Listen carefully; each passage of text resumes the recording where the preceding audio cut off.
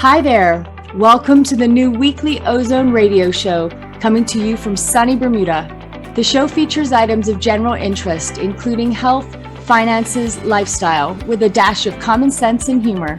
Your hosts are Robin Trimmingham and Bill Story of the Olderhood Group. We hope you enjoy the show. So let's do this. Welcome to the Ozone Weekly Radio Show. I'm Robin. Hi, and I'm Bill. And today we're talking about journalism in the new normal. Now, this is a subject, Bill, that I can have a personal perspective on because, as you know, I'm a weekly writer for the Royal Gazette, Bermuda's national newspaper.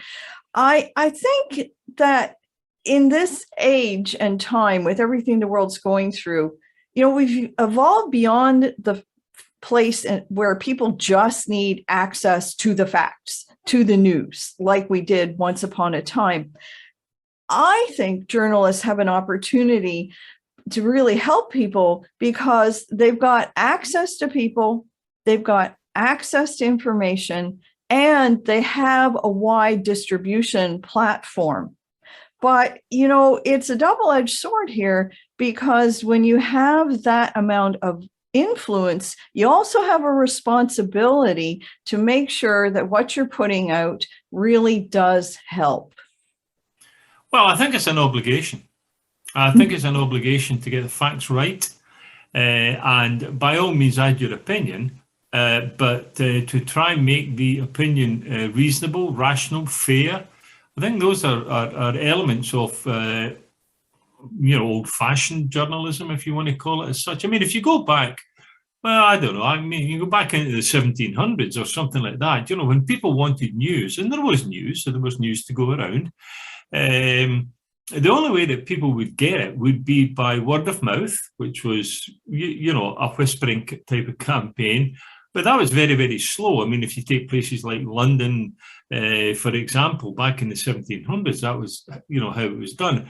But then you had what they called pamphlets, which was, the printing press was there, it was working, and they would make one sheet of paper with the narrative written on that. And they would either walk around the streets and hand them out to people, so that was taking the pamphlet to the people, or they would take the pamphlet and they would put it up on the notice board at the town hall, and that was bringing people to the pamphlet. But one way or another, that was the way that you got the news. But the person who had written the pamphlet basically had one shot. You couldn't go back and you could go back and criticize, but I mean, the journalist wouldn't have seen that, wouldn't have heard it probably. So, yeah, I mean, obviously times have changed, and you're right. Things like social media, it gives a tremendous platform for the people who want to write. And I think there are more people these days who seem to think that they want to write and can, some of them, and maybe some can. But, yeah, social media has made a huge difference. What's really interesting about the advent of social media is we've gone from a world in which, only one in a very select group of people actually was a writer, to a world in which, to some level, everyone almost is a writer and everyone is publishing. So, it really begs the question, how much individual personal responsibility do we each have for making sure that what we're contributing is helpful and not just rumor or innuendo, or as they've been calling it lately, fake news?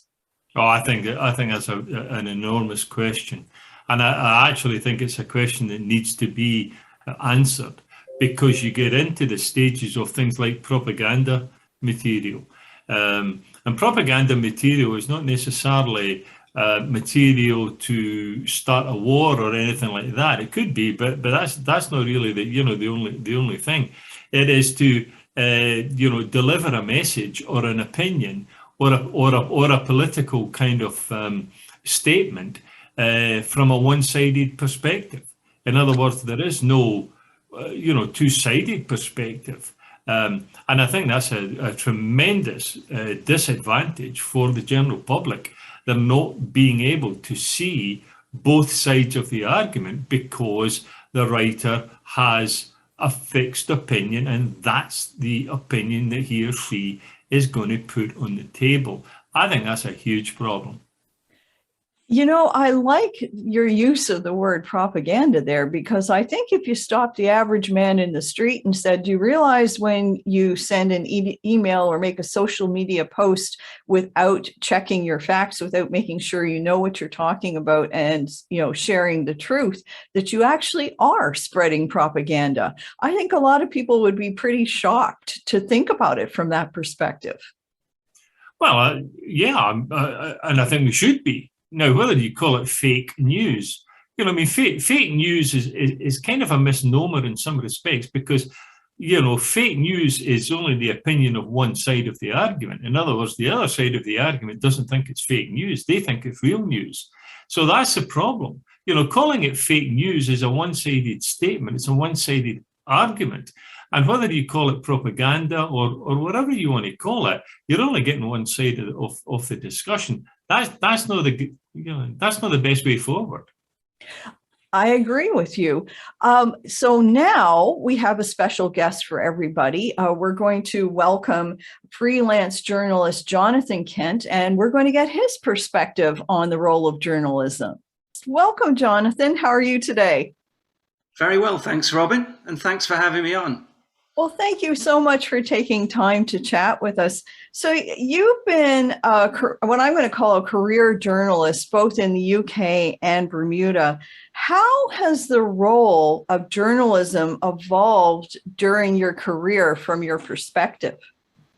Wow, that's a good question. I mean, when I started off at the Grimsby Telegraph in the late 80s, it was all clattering newsroom with typewriters going, and computers are only just coming in.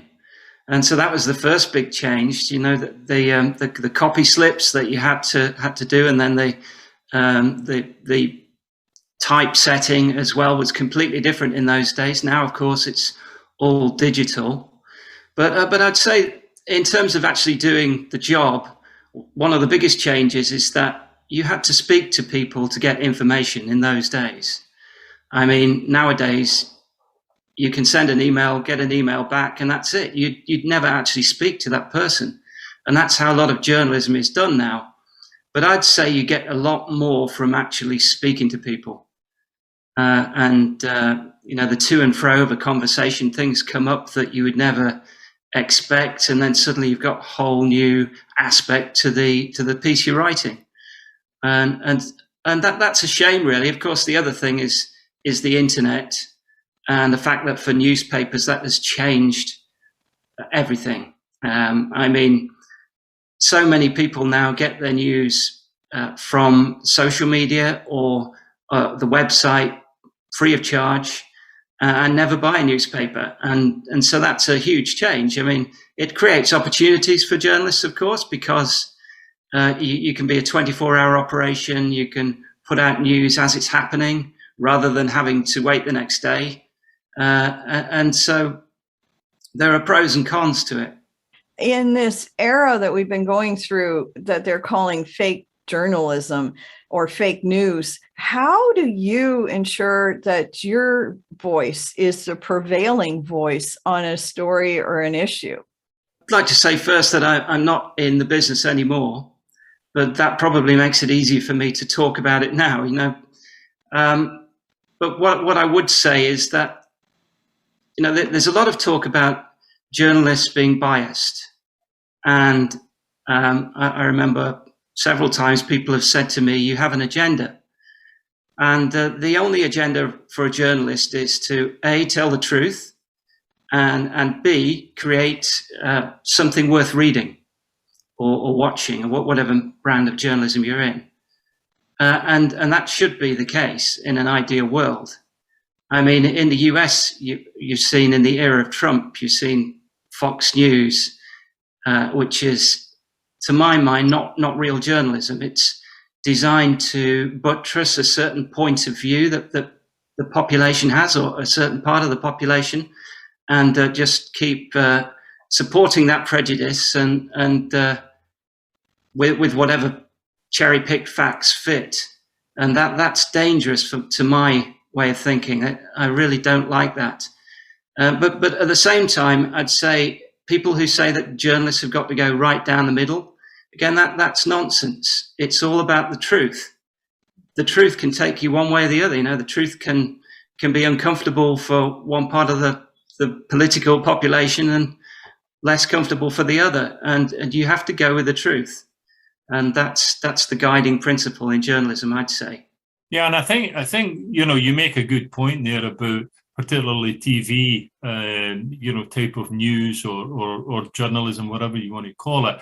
That I think nowadays, in terms of newspapers, you probably have to buy two newspapers. You have to buy the right-wing newspaper, and then you've got to buy the left-wing newspaper to get balance.